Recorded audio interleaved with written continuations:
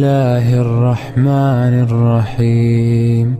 إذا زلزلت الأرض زلزالها وأخرجت الأرض أثقالها وقال الإنسان ما لها يومئذ تحدث أخبارها بأن ربك أوحى لها يومئذ يصدر الناس أشتاتا ليروا أعمالهم فمن يعمل مثقال ذرة خيرا